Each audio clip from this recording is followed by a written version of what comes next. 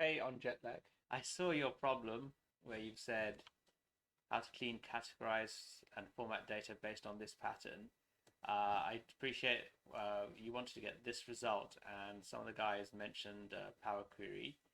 So I'd like to introduce you to something I wrote called Accelerate ML, which allows you to do all the Power Query stuff, but in functions rather than learning a new scripting language, which might make it simpler for you longer term if you have a similar sort of problem.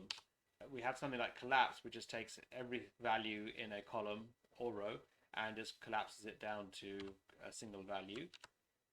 Then we just use a standard Excel formula for index match to get the CPN number. Same thing for the description. But here, this is where it becomes kind of interesting. So we take the offset match, which returns a row, and we use this where expression, which is just like Power Query's where it matches anything which has a component ID, which is a C followed by a number, followed by more C's and numbers with a comma in between them, however many you want, and then returns them as a query. So we can actually run this on a separate line, and you'll get these values coming out, and you think, oh yeah, well actually that's across two rows, which you don't really want. So because you've actually, in your example, you put them together. So what we can do, we do a join with a comma, and that will correctly fill everything in and join it into a single row. Same with the other one, it's completely automatic. You don't have to do any manual work at all.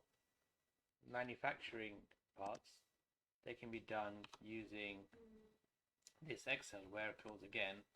So we do the same offset match, but now we just have a regular expression that gets items that don't start with a C.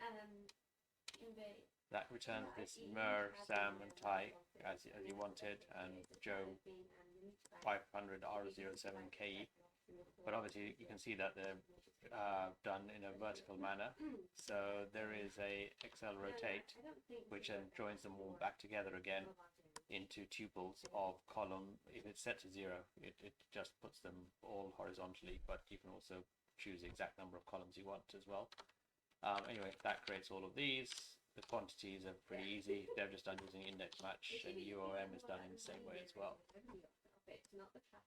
I hope that helps. And then I feel it's a little bit easier than Power Query to use because it fits into your normal workflow, but it has a similar sort of power, and it has lots of other data analytics functions as well that you might want to use. It's cheap too. Have a look on accelerateml.com. DM me if you want a discount, and yeah, just hope this helps.